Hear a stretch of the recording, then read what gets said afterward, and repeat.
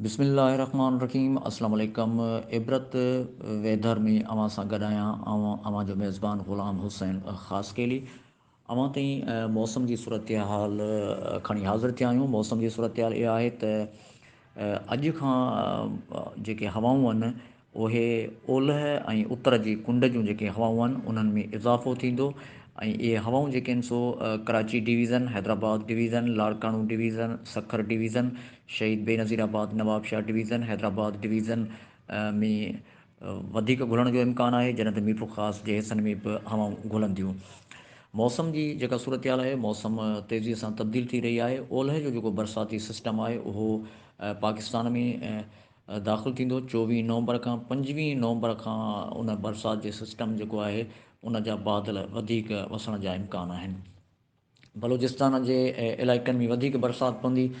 बलूचिस्तान में 25 नवंबर खां मुख़्तलिफ़ इलाइक़नि में गजगोड़ सां बरसाति जा इम्कान आहिनि, जंहिंमें गवादर, तुर्बत, मंड, खुज़दार, नुश्की, कोइटिया ऐं उन जे भरपासे वारनि इलाइक़नि में किन हंधनि ते गजगोड़ सां तेज़ बरसाति पवंदी ऐं कुझु इलाइक़नि में ॻड़नि सां बरसाति जो इम्कानु मौजूदु आहे।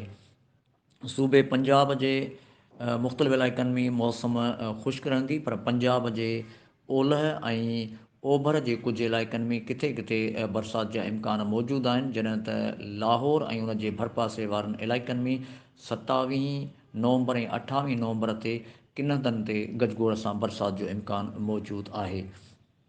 अहिड़ीअ तरह ख़ैबर पख्तूनख्वा सूबे जे बि मुख़्तलिफ़ इलाइक़नि में मौसम घणनि इलाइक़नि में ख़ुश्क रहंदी, पर सूबे ख़ैबर पख्तूनख्वा जे ओलह वारे इलाइक़नि में गजगोड़ वारा बादल ठहंदा ऐं कुझु इलाइक़नि में गजगोड़ सां मींहं जा इम्कान आहिनि। गिलगित जे इलाइक़नि में रोज़ानी जे बुनियाद ते ककर ठहंदा ऐं जेके जाबलू इलाइक़ा आहिनि, मथां वारा हिसा आहिनि, उते बर्फ़बारीअ सां गॾोगॾु बरसाति जा इम्कान मौजूदु आहिनि। सूबे सिंध जी ॻाल्हि कयूं त सूबे सिंध में 25 ऐं 26 नवंबर जे विच में किन हंधनि ते गजगोड़ सां बरसाति जा इम्कान आहिनि, जंहिंमें ओभर सिंध ऐं ओलह सिंध जे मुख़्तलिफ़ इलाइक़नि में गजगोड़ सां बरसाति पवंदी। कराची डिवीज़न जे कुझु हिसनि में बरसाति जा इम्कान आहिनि। हैदराबाद डिवीज़न में बि ख़ासि डिवीज़न में बि बरसाति जा इम्कान किन हंधनि ते मौजूदु आहिनि। शहीद बेनज़ीराबाद, नवाबशाह डिवीज़न जे कुझु हिसनि में बरसाति पवंदी। अहिड़ी तरह सखर डिवीज़न ऐं लाड़काणे डिवीज़न जे कुझु हिसनि में बरसाति जा इम्कान आहिनि। थरपारकर में वधीक बरसाति जो इम्कानु आहे। गोरख हिल स्टेशन ऐं खीरथर जाबलू इलाइक़नि में, सिंध जे इलाइक़नि में बरसाति पवंदी।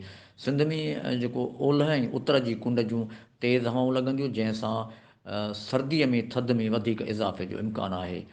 इबरत वेदर न्यूज़ में फ़िलहालु एतिरो आहे। वधीक ख़बरुनि ॾिसण लाइ ॾिसंदा रहो इबरत टेलीविज़न नेटवर्क। ग़ुलाम हुसैन ख़ासि के इजाज़त ॾींदा। अल्लाह हाफ़िज़।